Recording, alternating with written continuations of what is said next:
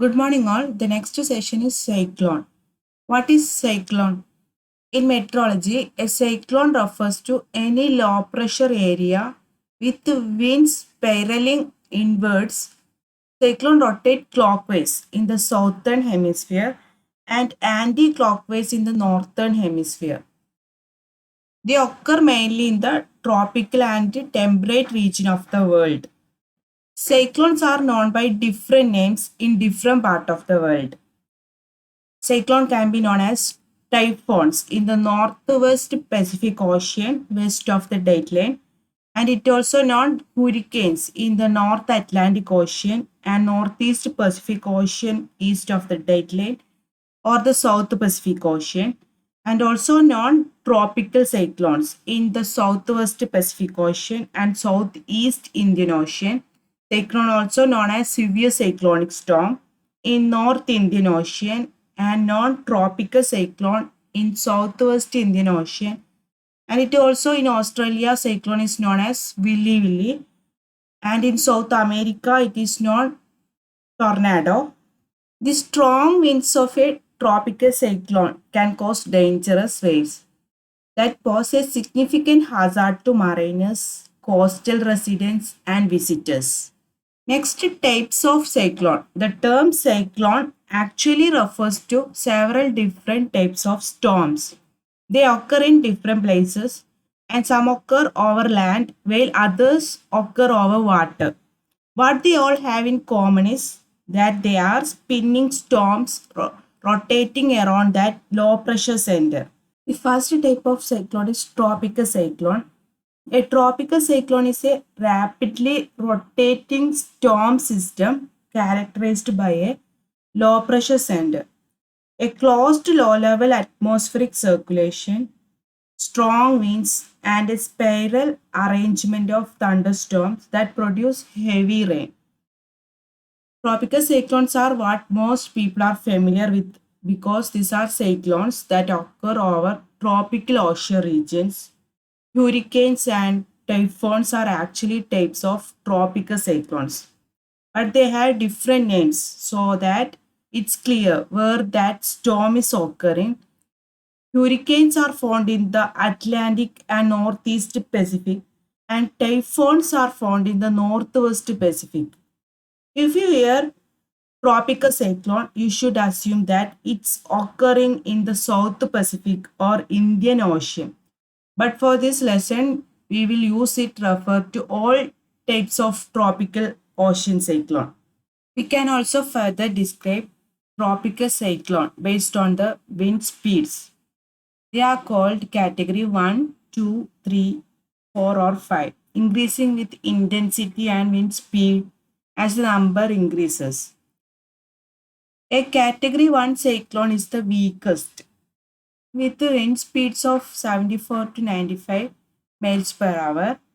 And a category 5 cyclone, on the other hand, is extremely dangerous and has the potential for major damage.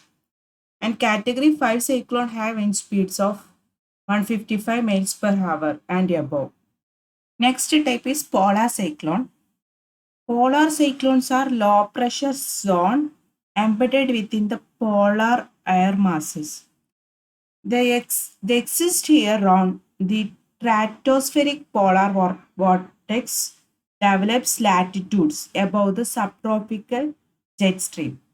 It occur in polar regions like Greenland, Siberia, and Antarctica. Unlike tropical cyclone, polar cyclones are usually stronger in winter months. As you can see, these storms really do prefer the colder weather.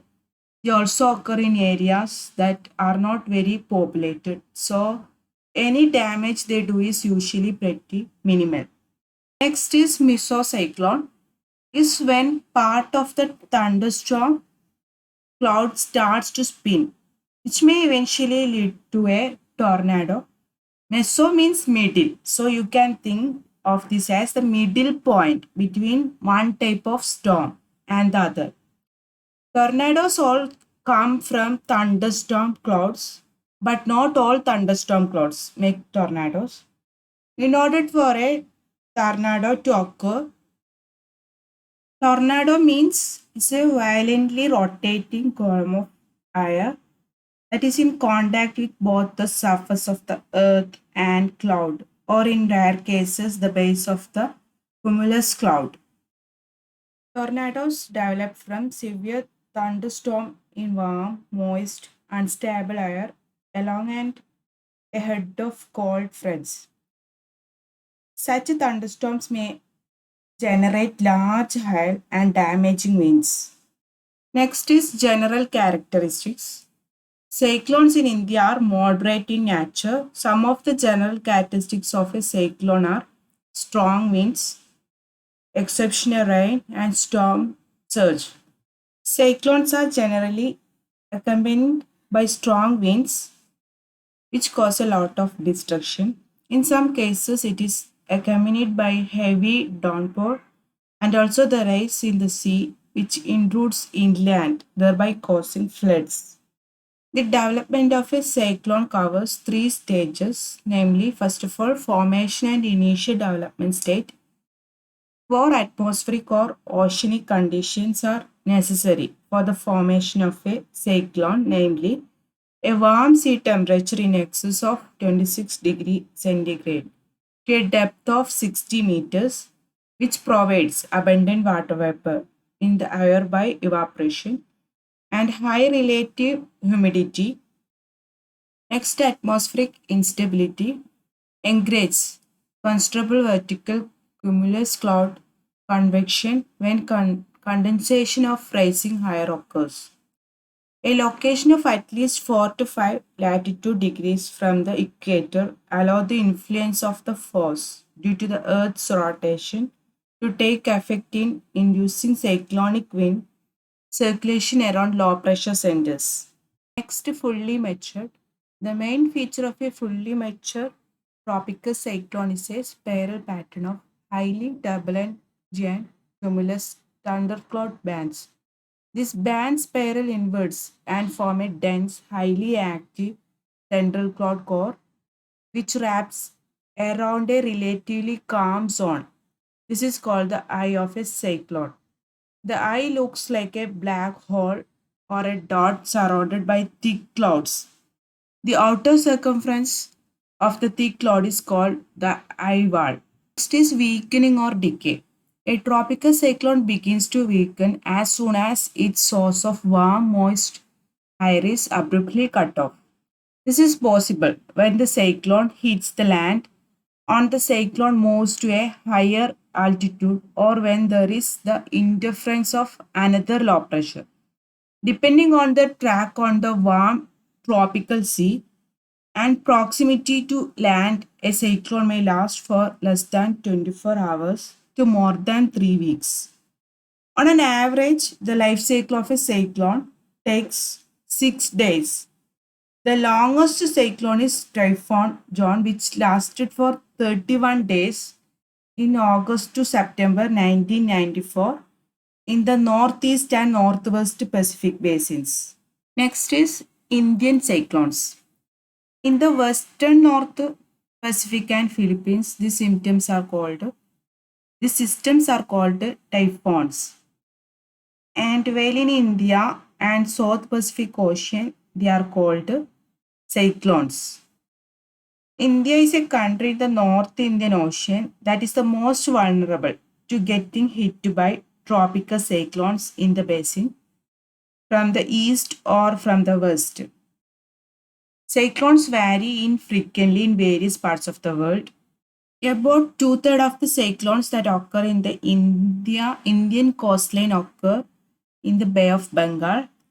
The states which are generally affected in the east coast are West Bengal, Orissa, Andhra Pradesh, Tamil Nadu, and on the west coast, Gujarat, Maharashtra, Goa, Karnataka, and Kerala. Low pressure and the development can be detected hours or days before it causes damage. The satellites track the movement of these cyclones based on which the people are evacuated from areas heavily to be affected. It is difficult to predict the accuracy. India has one of the best cyclone warning system in the world. The India Meteorological Department is the nodal department for wind detection, tracking, and forecasting cyclones.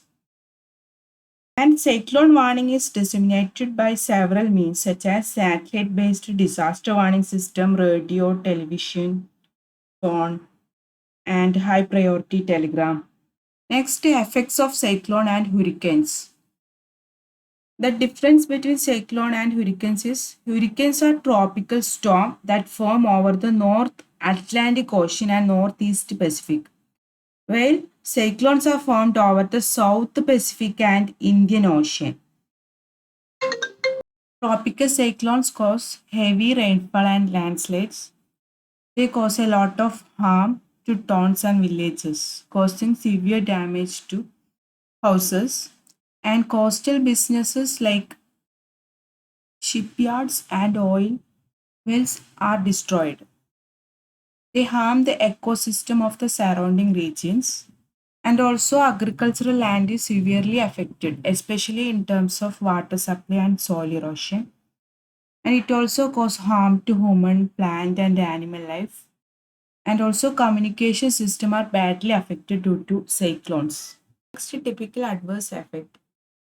The impact from cyclones extends over a wide area with strong winds and heavy rains. However, the greatest damage to life and properties not from the wind but from secondary events such as storm surge, flooding, landslides, and tornadoes. And also high winds cause major damage to infrastructure and housing. Cyclones are windstorms accompanied by heavy rainfall at low pressure area. They are caused due to continuous process of rising of hot air over the ocean surface. The harmful effects of cyclone are in environment flooding of rivers, and health may provide to be a favorable cause for severe epidemics and endemics. And also roads and railways are blocked, and sanitation and drinking water supply also get affected.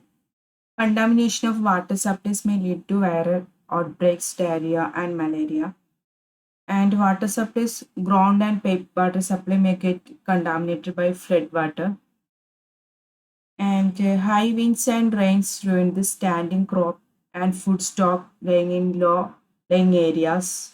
And the loss of crop may lead to food shortage. In communication, severe disruption in the communication links as wind may bring down the electricity and communication towers, telephone poles, telephone lines, broadcasting services. So, lack of proper communication affects effective distribution of relief materials. Next is management and mitigation of cyclones and hurricanes. Coastal areas should be well prepared to meet eventualities that arise from cyclone, and houses should be constructed such that they can be withstand the heavy rainfall and forceful winds. And shelter beds should be created to check soil erosion and speed of winds. And also remote sensing techniques should be used to forecast cyclone. Next is possible risk reduction measures. First of all, coastal belt plantation, and the next is hazard mapping and land use control and engineered structures and flood management and improving vegetation cover. Coastal belt plantation means the green belt plantation along the coastal line in a scientific interviewing pattern can reduce the effect of hazard. Providing a cover through green belt sustains less damage, and forest act as a weight buffer zone against strong winds and flash floods. And next, hazard mapping means meteorological records of the wind, speed, and direction give the probability of the winds in the region. And cyclones can be predicted several days in advance. Engineered structures. The structures need to be built to withstand wind forces, and good site selection is also important. Majority of the building in coastal area are built with locally available materials and have no engineering inputs.